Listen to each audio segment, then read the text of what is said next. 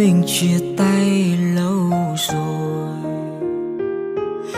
em cũng đã yêu thêm người mới.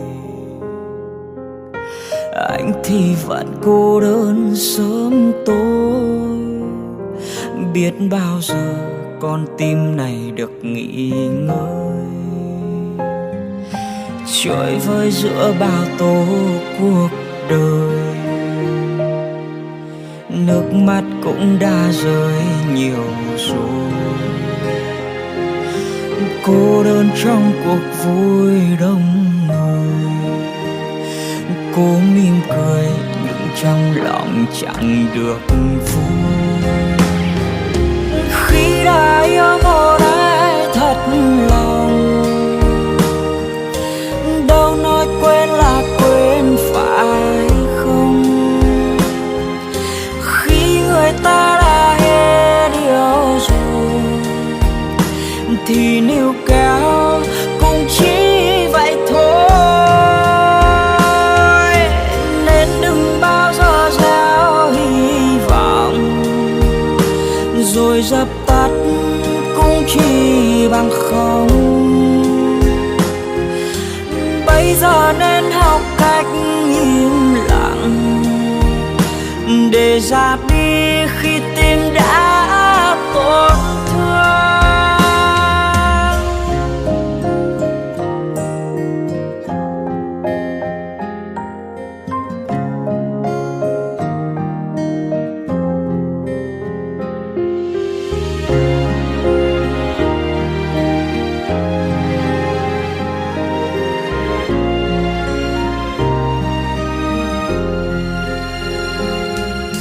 Trôi vơi giữa bao tố cuộc đời, nước mắt cũng đã rơi nhiều rồi.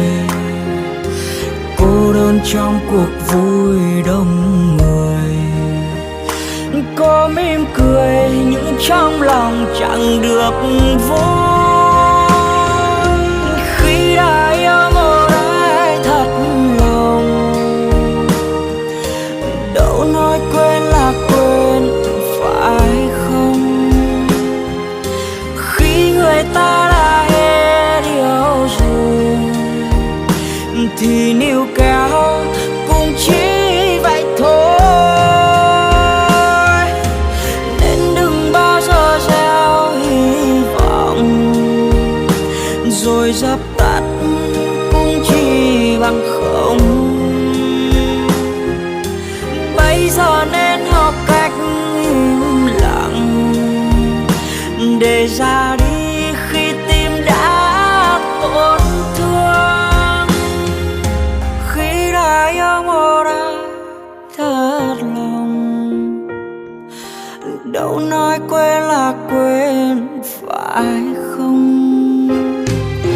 Khi người ta đã hết yêu rồi thì níu kéo cũng chỉ vậy thôi. Nên đừng bao giờ gieo hy vọng rồi dập tắt cũng chỉ bằng không. Bây giờ nên học cách im lặng để ra đi khi tim đã tổn thương. Để ra đi khi tim đã tổn thương.